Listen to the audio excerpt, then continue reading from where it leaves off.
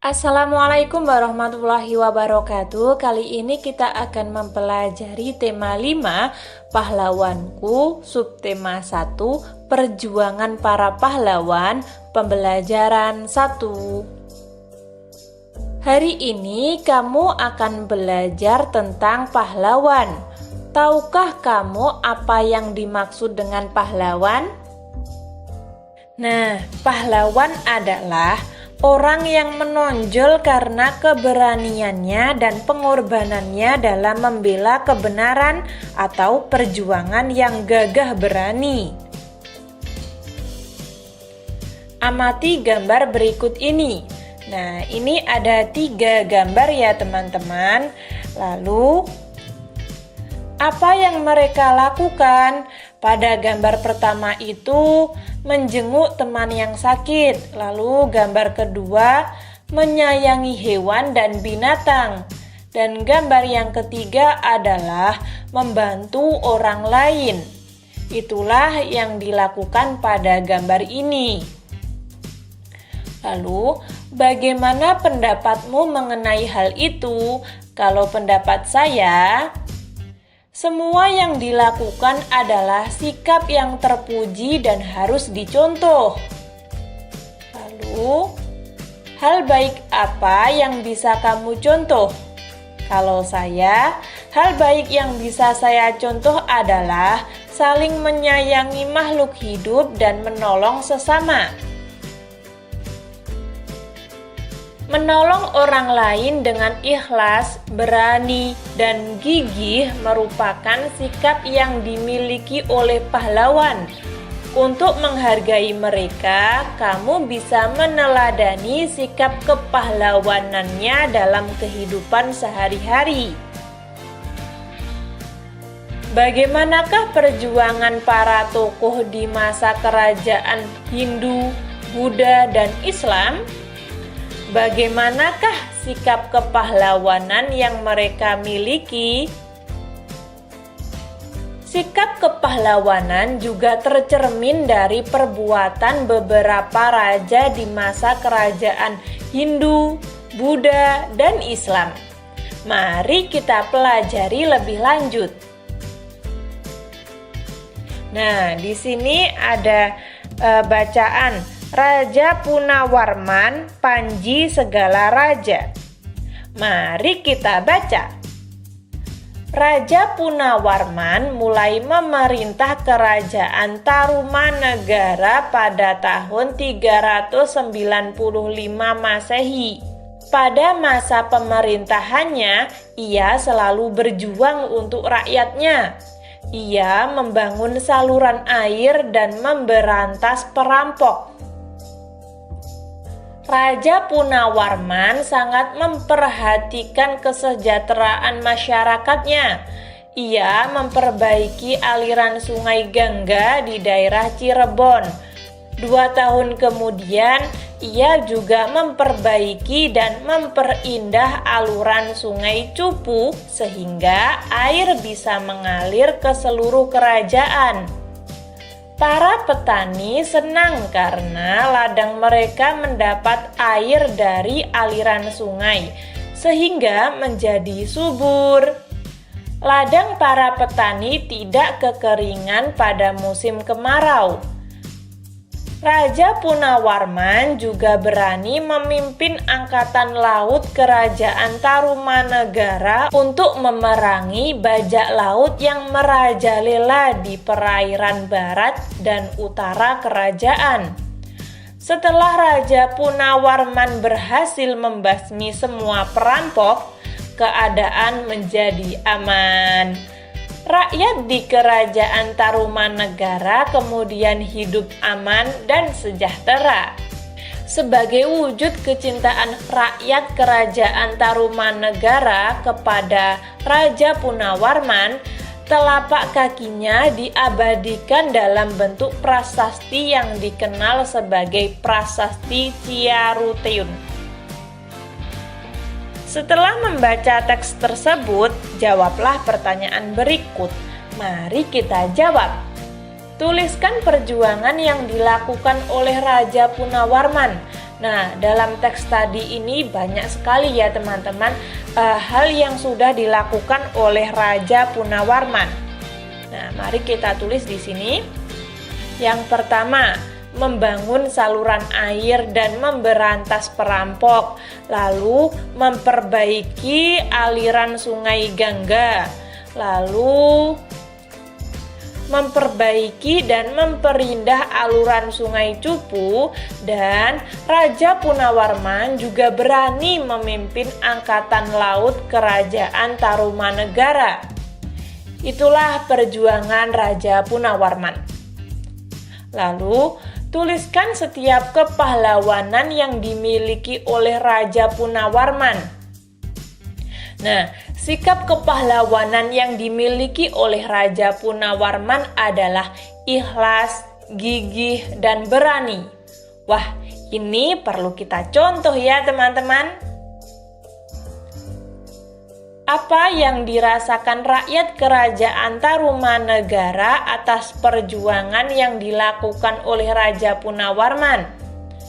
Nah, yang dirasakan rakyat, khususnya para petani, itu senang karena ladang mereka mendapat air dari aluran sungai, sehingga menjadi subur. Ladang para petani tidak kekeringan pada musim kemarau, dan rakyat di kerajaan Tarumanegara juga hidup aman dan sejahtera. Itulah yang dirasakan oleh masyarakat. Lalu, menurutmu bagaimana kehidupan rakyat kerajaan Tarumanegara jika rajanya tidak memiliki sikap kepahlawanan? Kalau menurut saya, jika raja tidak memiliki sikap kepahlawanan, maka rakyat akan sengsara. Kejahatan akan merajalela dan rakyat tidak bisa hidup dengan tenang. Lalu, ceritakan kembali secara tertulis isi teks berdasarkan jawaban-jawabanmu. Tulisanmu harus memperhatikan peristiwa yang ada, runtut, dan menggunakan ejaan yang benar. Nah, ini adalah tugas latihan 1. Silahkan kalian ceritakan kembali ya teman-teman tentang Raja Punawarman, Panji Segala Raja. Tidak semuanya kalian tulis, hanya poin-poinnya saja yang sekiranya penting kalian tulis. Harus runtut dan ejaannya harus benar. Selamat mengerjakan. Berikut adalah beberapa tokoh dan peninggalan kerajaan pada masa kerajaan Hindu, Buddha, dan Islam. Peninggalan yang mereka wariskan bukan saja benda bersejarah, tetapi juga pemikiran dan nilai-nilai perjuangan yang telah menginspirasi bangsa Indonesia. Ini adalah para pahlawan-pahlawan kita ya. Di sini sebelum saya lanjutkan, apakah teman-teman tahu ini apa? Ini pulau mana? Kelihatan ya kursor saya. Nah, ini adalah Pulau Sumatera. Ini Jawa. Ini Kalimantan. Ini Sulawesi. Ini Maluku dan ini Papua. Nah, di Aceh sini kan Aceh ya teman-teman. Di Aceh itu ada Sultan Iskandar Muda, Kerajaan Aceh. Lalu di sini di Sumatera Selatan ada Raja Bala Putra Dewa, Kerajaan Sriwijaya, Palembang ya. Lalu di sini di Bogor, Jawa Barat ini Prasasti Ciaretun, peninggalan kerajaan Tarumanegara. Ini adalah tapak kakinya Raja Punawarman yang telah kita baca tadi kisahnya. Lalu di sini ada Majapahit, Gajah Mada, dan Raja Hayam Wuruk, Kerajaan Majapahit. Lalu di sini di Makassar, di sini ada Sultan Hasanuddin. Sultan Hasanuddin itu terkenalnya dengan julukan ayam jantan dari timur. Nah, nantinya kita akan membahas kenapa Sultan Hasanuddin dijuluki dengan ayam jantan dari timur. Nah, nanti kita akan bahas pada pembelajaran berikutnya. Ini adalah Kerajaan Goa Talo, Makassar. Nah, setelah kalian mengamati gambar tadi, apa yang ingin kamu ketahui tentang perjuangan mereka? Tulislah pertanyaanmu di bawah ini. Sebelumnya, saya sudah sempat menerangkan bagaimana cara membuat pertanyaan. Nah, di sini saya akan ulangi lagi. Membuat pertanyaan itu sebaiknya diawali dengan apa, siapa, di mana, kapan, kenapa. Nah, kalian bisa memakai kenapa atau memakai mengapa sama saja. Lalu bagaimana? Nah, ini kalian lanjutkan teman-teman kata-katanya. Semisal, siapa raja dari Aceh? Lalu, di mana Sultan Hasanuddin Muda? Nah, kurang lebih seperti itu ya. Selamat mengerjakan. Ini adalah latihan tugas 2. Silahkan kalian kerjakan. Ini untuk melatih otak kalian. Ketika kalian merasa kebingungan atau kesulitan, kalian boleh tanya saya lewat komentar, atau kalian bisa tanyakan langsung pada guru kalian. Ingat ya, pertanyaan ini harus seputar dengan raja-raja tadi yang ada pada halaman 5 ya. Oke. Cari informasi tentang perjuangan, benda bersejarah, dan nilai-nilai kepahlawanan yang telah mereka wariskan kepada bangsa Indonesia. Kamu bisa mendiskusikannya dengan teman kelompokmu, membaca buku, atau bertanya pada gurumu. Tuliskan nilai-nilai perjuangan dan peninggalan dari para raja yang mempengaruhi rakyat atau daerah di tempat kamu tinggal. Tulisanmu bisa memuat semangat perjuangan, nilai pendidikan, ajaran positif maupun benda-benda bersejarah. Nah, di sini silahkan kalian tulis. Ini adalah latihan soal 3. Nah, kalian tulis. Daerah kalian dulunya itu adalah suatu kerajaan. Nah, kerajaan apa? Siapa nama rajanya? Lalu bagaimana pengaruhnya terhadap masyarakat? Kalian tulis di sini. Kan setiap daerah beda-beda ya teman-teman. Nah, kalian tulis sesuai dengan daerah kalian. Semisal Kediri, kalian tulis Kediri. Di Kediri ada apa saja? Semisal ada kerajaan Kediri, lalu atau kerajaan Majapahit dan lain-lain. Kurang lebih seperti itu. Dayu sangat kagum dengan perjuangan Raja Punawarman. Banyak yang telah dilakukan untuk rakyatnya. Sambil duduk di tepi kolam yang jernih airnya, Dayu masih memikirkan jasa-jasa Raja Punawarman, terutama pembangunan saluran air. Ia berpikir, pasti saluran tersebut sangat bermanfaat bagi masyarakat saat itu. Dayu terus berpikir sampai memandangi wajahnya yang terpantul di kolam. Tahukah kamu mengapa Dayu bisa melihat dirinya di air kolam? Air kolam bisa memantulkan cahaya. Kamu akan belajar tentang sifat-sifat cahaya melalui percobaan berikut. Di sini ada sifat-sifat cahaya. Yang pertama, sifat cahaya. Cahaya merambat lurus. Nah, silahkan kalian baca sendiri ya teman-teman.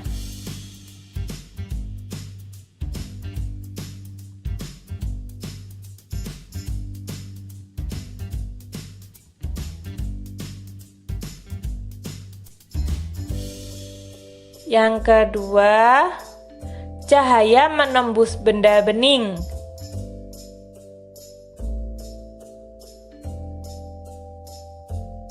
Yang ketiga, cahaya dapat dipantulkan.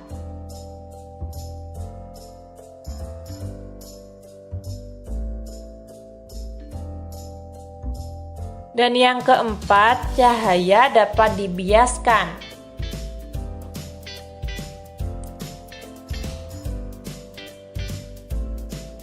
Nah, di sini kalian disuruh melakukan percobaan dari sifat-sifat cahaya tadi ya, teman-teman. Di sini saya akan membantu sedikit dalam mengisi kolom-kolom ini. Percobaan yang pertama itu cahaya merambat lurus. Percobaan kedua, cahaya menembus benda bening. Percobaan ketiga, cahaya dapat dipantulkan. Dan percobaan keempat, cahaya dapat dibiaskan. Tujuan percobaan mengetahui cahaya dapat merambat. Alat dan bahannya 3 buah karton, sebuah lilin, dan korek api. Kalau percobaan yang kedua itu untuk mengetahui cahaya dapat menembus benda bening. Alat dan bahannya gelas bening dan lampu senter. Langkah kerjanya, siapkan gelas bening lalu sorotkan cahayanya lampu pada gelas. Lalu percobaan ketiga, mengetahui cahaya dapat dipantulkan. Bahannya cermin datar dan lampu senter. Langkah kerjanya, sorotkan atau arahkan lampu senter pada cermin. Percobaan ketiga, tujuannya untuk mengetahui cahaya dapat dibiaskan. Alat dan bahannya, gelas berisi air dan pensil. Langkah kerja, ambil gelas dan masukkan pensil. Setelah itu masukkan air. Untuk percobaan satu ini silahkan kalian lakukan ya teman-teman. Oh ya, di sini saya sudah melakukan percobaan, tapi percobaan 2, 3, dan 4. Untuk percobaan 1 silahkan kalian lakukan sendiri ya di rumah. Kalian lakukan percobaannya. Dan kalian tulis langkah kerjanya gimana, hasil pengamatannya gimana. Di sini saya akan menampilkan video percobaan saya. Silahkan kalian tonton dan kalian setelah kalian menonton pasti kalian tahu hasil pengamatannya, hasil percobaannya. Nah, hasilnya nanti kalian tulis di sini ya. Silahkan mengisi dan silahkan mengamati. Ini adalah percobaan kedua, yaitu cahaya menembus benda bening. Nah, dapat kalian lihat di sini.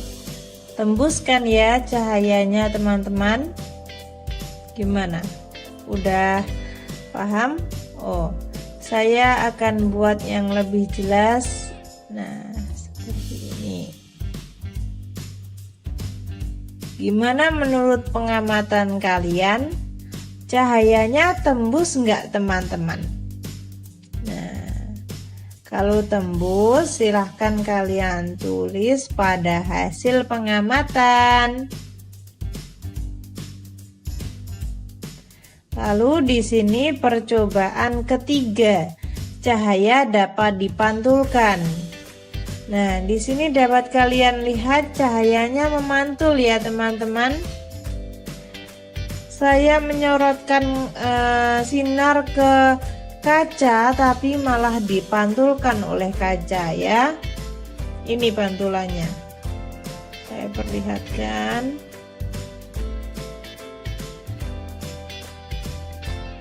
Dan ini adalah percobaan keempat, cahaya dapat dibiaskan. Di sini saya memasukkan pensil lalu saya kasih air.